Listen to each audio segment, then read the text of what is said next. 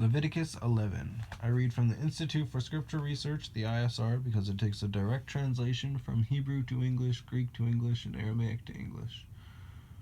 Yah is a very, very jealous El, and he tells us to not even have the names of idols or mighty ones come to our lips. And the letter J is about 600 years old, while Yehoshua died on a stake for the sins of all of humanity more than 2,000 years ago. Leviticus 11. And Yah spoke to Moshe and to Aaron, saying to them, Speak to the children of Israel, saying, These are the living creatures which you do eat among all the beasts that are on the earth. Whatever has a split hoof completely divided, chewing the cud among the beasts, that you do eat.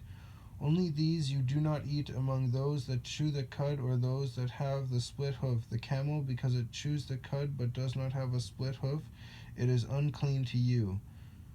And the rabbit, because it chews the cud but does not have a split hoof, it is unclean to you. And the hare, because it chews the cud but does not have a split hoof, it is unclean to you. And the pig, though it has a split hoof completely divided, yet it does not chew the cud, it is unclean to you. These flesh you do not eat, and their carcasses you do not touch, they are unclean to you. These you do eat for all that are in the waters.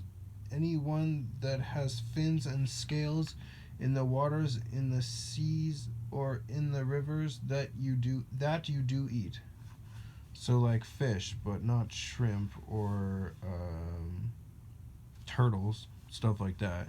But fish you can eat, and not dolphins. They have to have both scales and fins.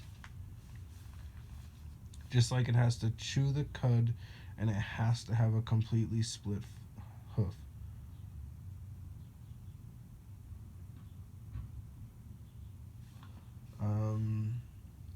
But all that have not fins and scales in the seas and in the rivers, all that move in the waters, or any living being which is in the waters, they are an abomination to you. They are an abomination to you. Of their flesh you do not eat, and their carcasses you abominate.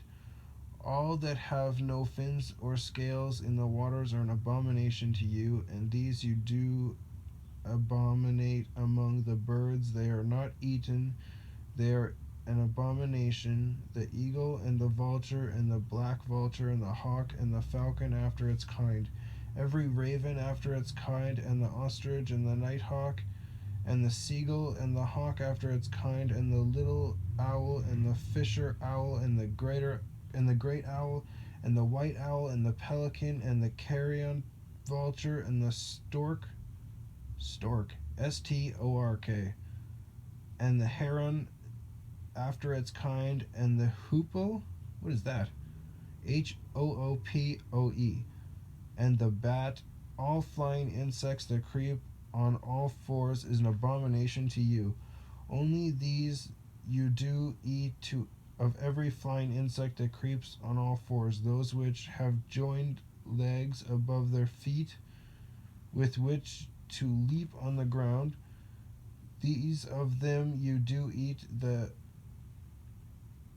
arba locust, locust,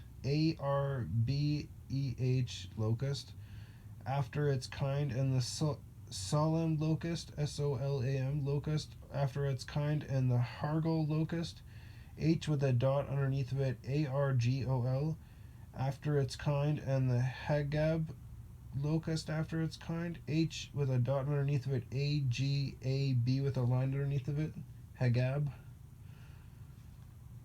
But all other flying insects which have 4 feet are an abomination to you, and by these you are made unclean. Anyone touching the carcass of any of them is unclean until evening, and anyone picking up part of the carcass of any of them has to wash his garments and shall be unclean until evening.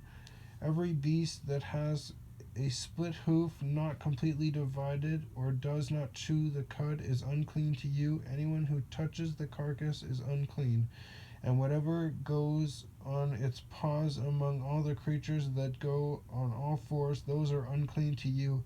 Anyone who touches their carcass is unclean until evening. And he who picks up the carcass has to wash his garments and shall be unclean until evening. They are unclean to you, and these are unclean to you among the creeping creatures that creep on the earth, the mole and the mouse and the tortoise after its kind, and the gecko and the land crocodile and the sand reptile and the sand lizard and the chameleon. These are unclean to you among all that creep. Anyone who touches them when they are dead becomes unclean until evening. And whenever any of them in its dead state falls upon becomes unclean, whether it is any wooden object or garment or skin or sack, any object in which work is done, it is put in water, and it shall be unclean until evening, then it shall be clean. Any earthen vessel into which any of them falls, whatever is to be becomes unclean, and you break it.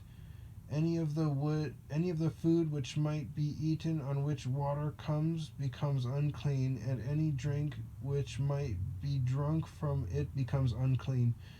And by whatever any of their carcass falls becomes unclean. An oven or cooking range, it is broken down, they are unclean and are unclean to you.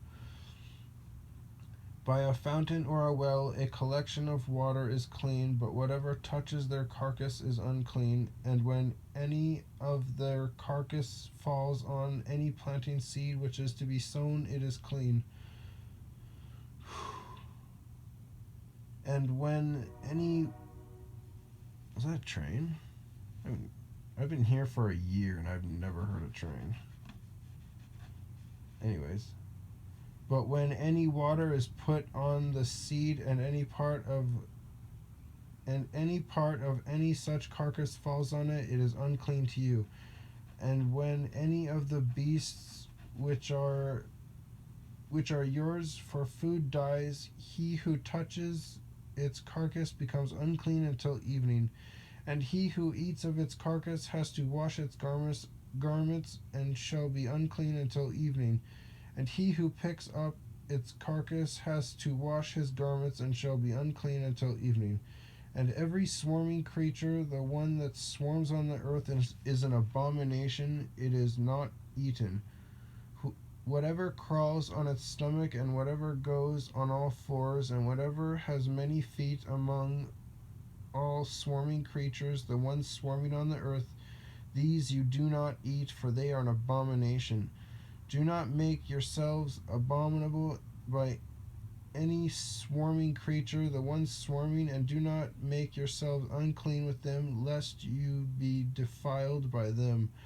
For I am Yah your Elohim, and you shall set yourselves apart, and you shall be set apart, for I am set apart. And do not defile yourselves with any swarming creature, the one creeping on the earth, for I am Yah, who is bringing you up out of the land of Mitzrayim, to be your Elohim, and you shall be set apart, for I am set apart. This is the Torah of the beasts and the birds, and every living being, the creeping creature in the waters, and of every being that swarms on the earth, to make a distinction between the unclean and the clean, and between the living creature and is eaten and the living creature that is not eaten. This is a law that you absolutely have to follow. It is never going to be taken away. Nowhere in this Bible does it ever contradict itself, ever. This Bible never contradicts itself. So when it says this, and people go to, I think it's somewhere in the New Testament, I can't remember, but they're like, this guy, he talks about clean and unclean and how everything just basically became clean. Well, that was actually, he was talking about Jews and Gentiles, not unclean meats and clean meats. But yeah, anyways, that was Leviticus 11.